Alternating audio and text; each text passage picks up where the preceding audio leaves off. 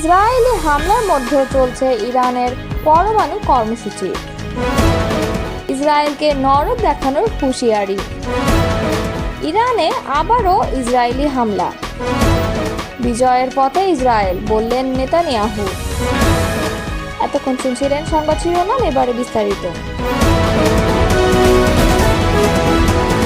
ইসরায়েলের সামরিক হামলার মধ্যেও ইরান তার শান্তিপূর্ণ পারমাণবিক কর্মসূচি অব্যাহত রেখেছে বলে জানিয়েছেন দেশটির পররাষ্ট্র মন্ত্রণালয়ের মুখপাত্র ইসমাইল বাঘাই। সোমবার এক সংবাদ সম্মেলনে তিনি বলেন, ইরানের পরমাণু কর্মসূচি জাতিসংঘ নিরাপত্তা পরিষদের প্রস্তাব 2231-এর অধীনে বৈধতা পেয়েছে এবং তা থামানোর ক্ষমতা কোনো সংস্থার নেই। তিনি ইসরায়েলি আগ্রাসনকে ইতিহাসের এক ভয়ঙ্কর নজির আখ্যা দিয়ে বলেন, ইরানের পারমাণবিক স্থাপনায় হামলা চালিয়ে ইসরায়েল এটি শুধু ইরানের সার্বভৌমত্ব নয়, বরং আন্তর্জাতিক পরমাণু নিরস্ত্রীকরণ চুক্তিকেও ক্ষতিগ্রস্ত করেছে। ইরানি মুখপাত্র বলেন, ইউরোপীয় দেশগুলোর উচিত এই হামলার বিরুদ্ধে জোরালো অবস্থান নেওয়া এবং ইসরায়েলের এ যুদ্ধাপরাধের নিন্দা জানানো। তিনি বলেন, ইরানের পারমাণবিক কার্যক্রম আন্তর্জাতিক আণবিক শক্তি সংস্থার কড়া পর্যবেক্ষণের আওতায় পরিচালিত হচ্ছে। এতে সন্দেহ বা শঙ্কার কোনো অবকাশ নেই। ইরানের পরমাণু কর্মসূচি এখনও জীবিত এবং তা থাকবে। আমাদের অধিকার কেউ কেড়ে নিতে পারবে না। এটি আন্তর্জাতিক স্বীকৃত একটি অধিকার। ইরানে অব্যাহত হামলার মধ্যে ইসরায়েলকে নরক দেখানো হুঁশিয়ারি দিয়েছেন দেশটির পার্লামেন্ট স্পিকার মোহাম্মদ বাকের গালিবাফ। বলেছেন, ইরানের সশস্ত্র বাহিনী বর্বর শত্রু ইসরায়েলকে অসহায় করে ছাড়বে, কারণ এই শত্রু কোনো রেড লাইনের প্রতি শ্রদ্ধাশীল নয়। সোমবার পার্লামেন্টের এক উন্মুক্ত অধিবেশনে গালিবাফ এসব কথা বলেন। তার ভাষায়, গত কয়েক রাত ধরে যা ঘটেছে তা দখলদারের দুঃস্বপ্ন ও অপরাধীদের মধ্যে যে ভয় সৃষ্টি হয়েছে তা আগ্রাসনের জন্য অনুশোচনা ও শাস্তি না হওয়া পর্যন্ত চলতেই থাকবে। তিনি আরও বলেন, ইরানি বাহিনী শত্রুকে নরক উপহার দেবে এবং বিশ্ব তাদের দুর্দশা প্রত্যক্ষ করবে।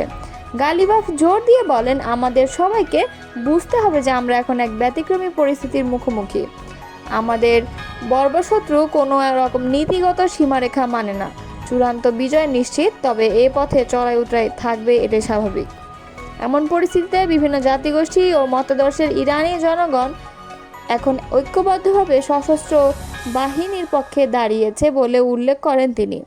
স্পিকার আরও বলেন, ইসলামী বিপ্লবী গার্ড বাহিনী ও সেনাবাহিনীর সর্বোচ্চ নেতা আয়াতুল্লাহ খামেনির দূরদর্শী নেতৃত্বে তাদের সামরিক ক্ষমতা ও দক্ষতা বিশ্বকে দেখিয়েছে। তারা ইসরায়েলি নিরাপত্তার মিথ ভেঙে দিয়েছে।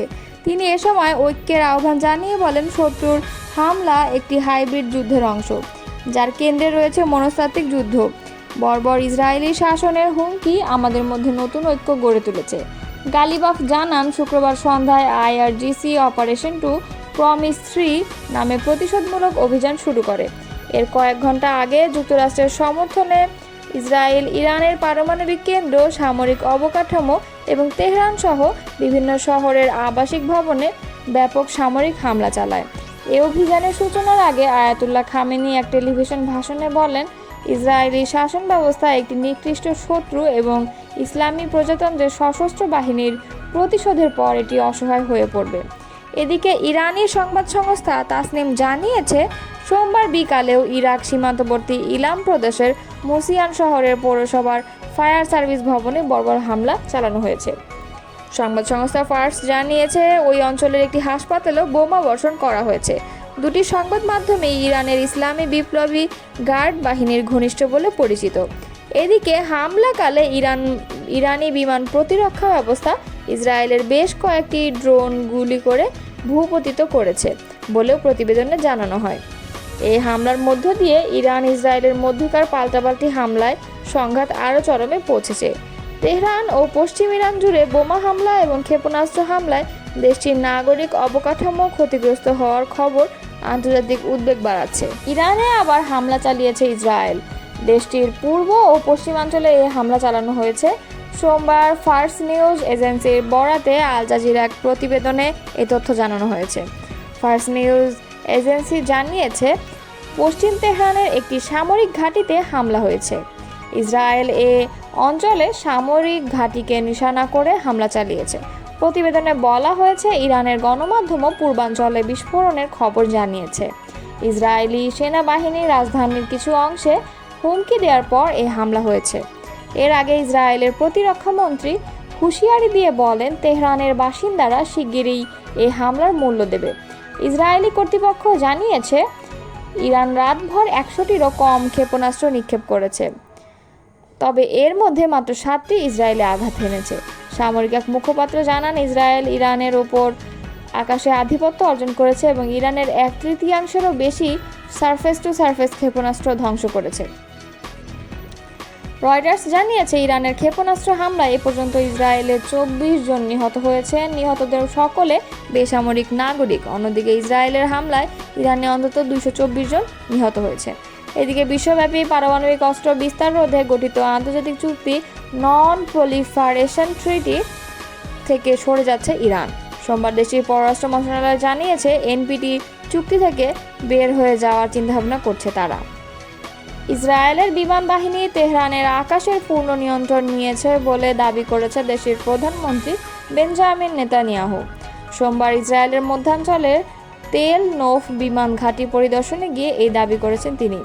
ইসরায়েলি গণমাধ্যমে টাইমস অব ইসরায়েলের প্রতিবেদনে বলা হয়েছে, সোমবার মধ্যাঞ্চলীয় তেল নৌফ বিমান ঘাঁটি পরিদর্শন করেছেন ইসরায়েলের প্রধানমন্ত্রী বেঞ্জামিন নেতানিয়াহু। এ সময় তার সঙ্গে ছিলেন ইসরায়েলি প্রতিরক্ষা মন্ত্রী ইসরায়েল কাটজ ও chief of staff lieutenant general Eyal Zamir. ঘাঁটিতে সামরিক কর্মকর্তাদের সঙ্গে কুশল বিনিময় করেন ইসরায়েলি প্রধানমন্ত্রী।